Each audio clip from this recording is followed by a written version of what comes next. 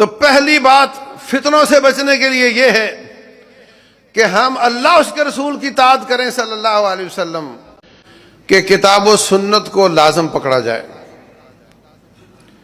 فَلْيَحْذَرِ الَّذِينَ يُخَالِفُونَ عَنْ أَمْرِهِ، وہ لوگ جو رسول اللہ صلی اللہ علیہ وسلم کی بات کی مخالفت کرتے ہیں، ان کو ڈرنا چاہیے کہ ان کو یا فتنہ آ جائے گا یا دردناک عذاب آ جائے گا۔ امام مالک رحمۃ اللہ علیہ مسجد نبوی میں ہوتے تھے، ایک شخص سوال کرتا ہے، یہاں سے 9 کلومیٹر مکہ روڈ پر جائیں گے، مسجد نبوی سے 9 کلومیٹر، وہاں مسجد ذوالحلیفہ ہے، وہاں سے احرام باندھیں گے، پھر عمرے کے لیے جائیں گے، تو وہاں سے لے کر کعبہ تک کا سفر عبادت کا سفر ہوگا، احرام والا سفر ہوگا، پابندیوں والا سفر ہوگا۔ تو اگر میں مسجد نبوی سے ہی احرام باندھ لوں، یہاں سے ہی نیت کر لوں، تو یہ 9 کلومیٹر کا حصہ بھی عبادت کا حصہ بن جائے گا،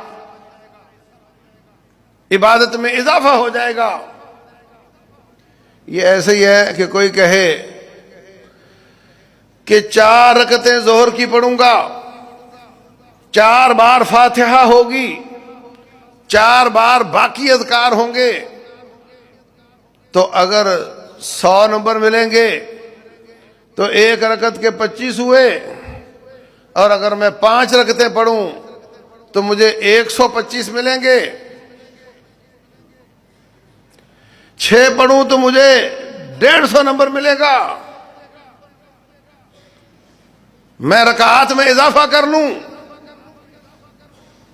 امام مالک فرمانے لگے، انی اخشی ان تصیبک فتنہ او عذاب علیم، مجھے اس بات کا ڈر ہے اگر تو نے ایسے کیا، یا تجھے کوئی نہ کوئی فتنہ آ جائے گا یا تجھے اللہ تعالیٰ کا دردناک عذاب آ جائے گا۔ مخالفتوں سے فتنے آتے ہیں، یہ آیت کیا بتاتی ہے؟ اللہ اس کے رسول صلی اللہ علیہ وسلم کی مخالفت کرنے سے فتنے آتے ہیں۔ چھوٹی چھوٹی مخالفتیں بڑھتی چلی جاتی، بغاوتیں بڑھتی چلی جاتی، پھر وہ فتنے کی شکل اختیار کر جاتی ہیں۔ جس شخص کی زبان پر یہ جملہ ہے کہ اتنی سی مخالفت کرنے سے کیا ہوتا ہے، اتنی سی مخالفت کرنے سے کیا فرق پڑتا ہے، یہ کرنے سے کیا ہوتا ہے اور وہ کرنے سے کیا ہوتا ہے، وہ فتنے میں پڑا کے پڑا، وہ آہستہ آہستہ دور ہوتا چلا جائے گا۔ تو فتنوں سے بچنے کا سب سے بہترین طریقہ یہ ہے کہ اللہ اس کے رسول کی مخالفت نہ کی جائے، ان کی نافرمانی نہ کی جائے، یہ نہ سوچا جائے کہ اتنی سی نافرمانی سے کیا ہوتا ہے، یوں کر لیں تو کیا فرق پڑتا ہے، سارے کر رہے ہیں۔ تجھے پیدا کرنے والا رب ہے، اور اس نے بھیجا ہے رسول محمد صلی اللہ علیہ وسلم کو، ان کی بات دلیل ہے، ان کی بات دین ہے، اور یہ جو تو کہہ رہا ہے یہ سارے کر رہے ہیں، یہ رب ہیں تیرے یا رسول ہیں؟ چھوڑو جی مولوی صاحب، اب تو یہ چلتا ہے، سب کر رہے ہیں۔ اب داڑھی کو دیکھ لو، آپ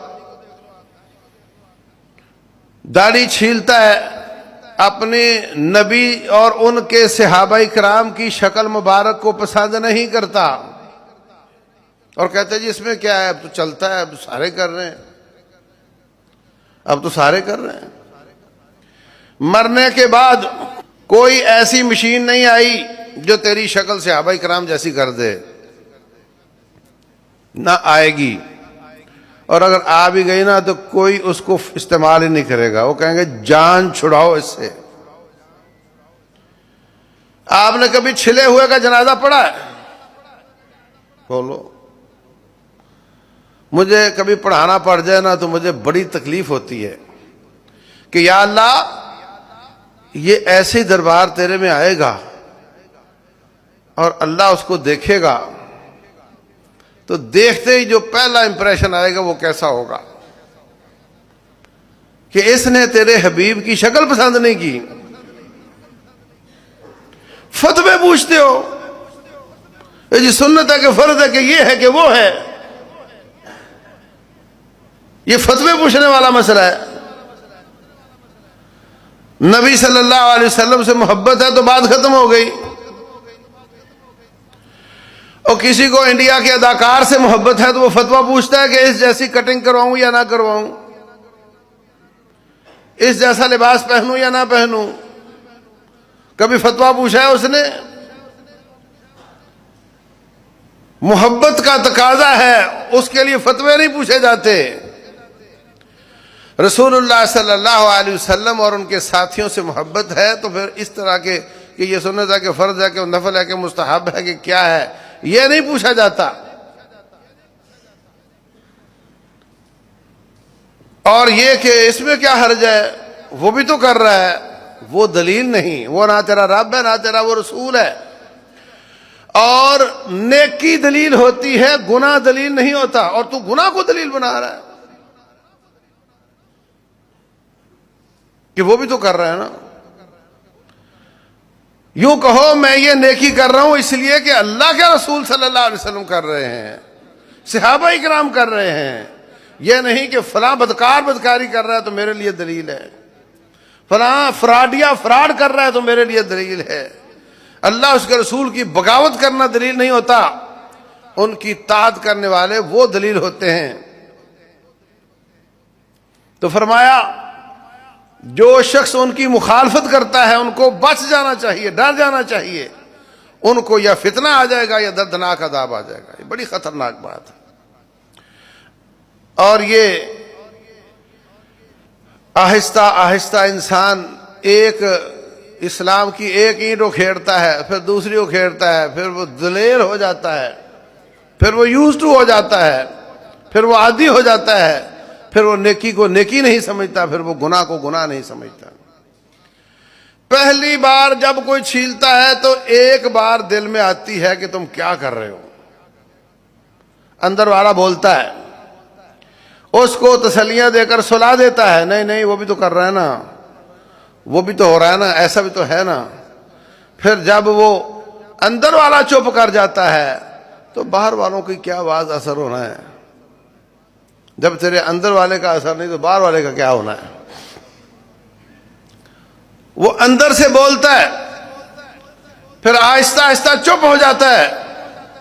جب وہ چپ ہو جاتا ہے تو پھر انسان کو گناہ پر نفرت ختم ہو جاتی ہے.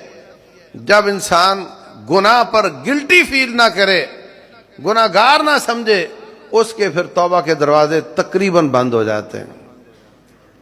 چور چوری کرتا ہے نا, کبھی توبہ نصیب ہو جائے گی کیونکہ اس کے دل میں یہ ضرور ہے کہ میں غلط کر رہا ہوں. لیکن جس کے دل سے ختم ہو جائے کہ میں غلط کر رہا ہوں, اس کا پھر واپسی بہت مشکل ہو جاتی ہے.